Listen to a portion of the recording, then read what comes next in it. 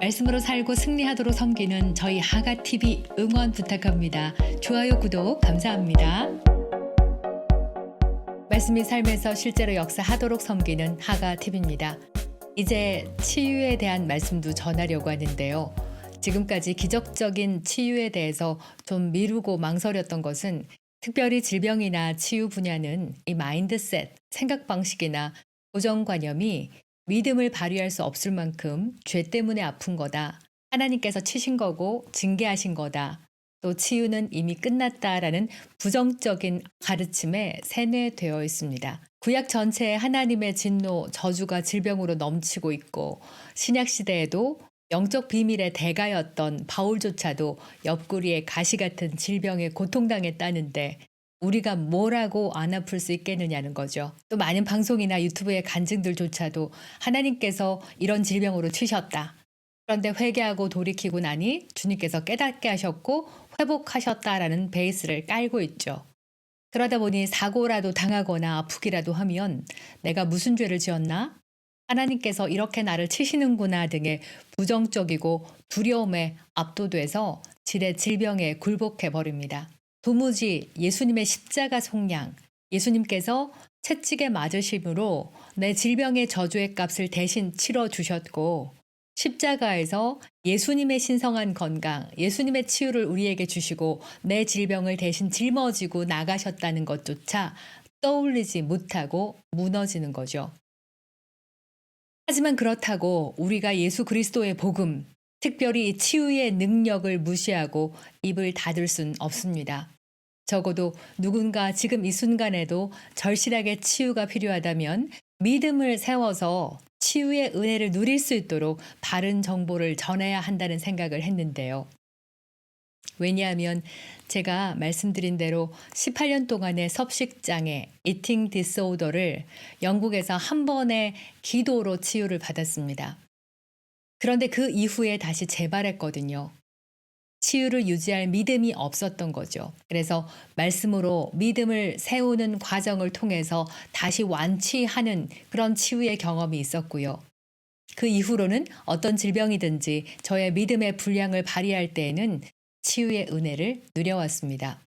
그리고 또 한 분은 저희 친정 어머니께서 받은 치유인데요. 평생을 아주 심한 율법적 신앙에 눌려서 늘 하나님은 치시는 분, 하나님은 때리시는 분으로 늘 무서워하셨는데 암 선고를 받던 그날도 제일 먼저 들었던 생각이 내가 주님 앞에 어떤 죄를 지었나, 지난번에 어떠어떠한 일로 크게 하나님을 원망했었는데 그것 때문에 벌을 받는구나 하는 죄책감부터 들었답니다. 병에 걸린 충격보다도 하나님 앞에 죄책감을 느끼는 신앙생활, 얼마나 비참한 겁니까? 그러나 감사한 것은 저희 어머니가 저희 사역과 함께 하면서 치유에 대한 바른 말씀을 알고 계셨고요. 항암 치유를 받는 동안 그 힘겨운 과정 동안 믿음을 키워 나가기 시작했습니다. 그리고 이장선 목사님이 장모님, 이 일로 어머니의 몸이 완전 새 몸으로 새 판을 짜게 될 겁니다. 이전보다 더 건강하게 되실 겁니다라고 축복했을 때 그것을 믿음으로 붙잡으셨고요. 저도 꿈으로 어머니의 암이 아주 못된 종류의 암이라는 걸 알았지만 주님께서 이건 믿음의 싸움이고 두려워하지 않는다면 이길 것이라는 말씀을 주셔서 기도로 싸울 준비를 했습니다. 그때부터 어머니는 독한 약들과 진통제를 맞으면서도 방언을 계속 지속적으로 하시면서 성령의 능력으로 충전을 받으셨고요. 그리고 말씀으로 세워진 믿음의 기도, 또 담대함으로 질병과 싸워 나가셨는데요. 네, 당연히 승리했습니다. 항암 치료 중이신데도 이전부터 굉장히 평생을 괴롭혔던 위궤양이 나으셨고요. 또 아버지가 일찍 돌아가셔서 4명의 자녀를 홀로 키우시면서 얻었던 그 심각한 우울증, 고혈압, 동맥 경화증까지도 믿음의 성장에 비례해서 한 가지씩 한 가지씩 치유를 차지하셨습니다.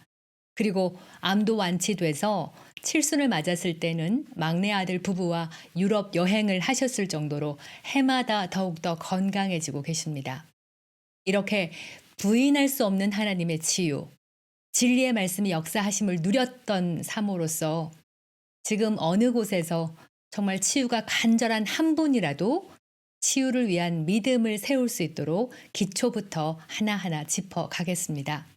저희가 사역자들을 모시고 치유에 대한 공부를 할 때도 아주 소수의 목사님들만 부정적인 고정관념들을 내려놓고 믿음으로 손을 얹었을 때 그분의 사역에 치유가 나타나기 시작하셨는데요. 그런 만큼 우리 성도들도 내주하시는 성령님께서 치유를 집행할 수 있도록 내 속에 있는 하나님이 모든 사람을 치유하시진 않을 거야. 나는 죄가 너무 많아. 설마 그런 일이 가능하겠어?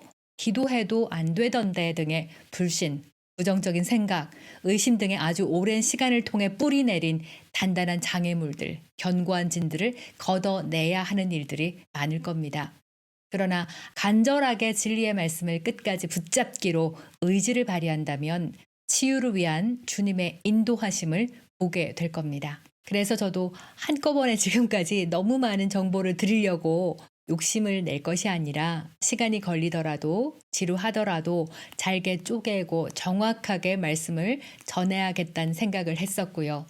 이 말씀을 듣는 동안 정말 필요한 치유도 나타나도록 기도도 하겠습니다.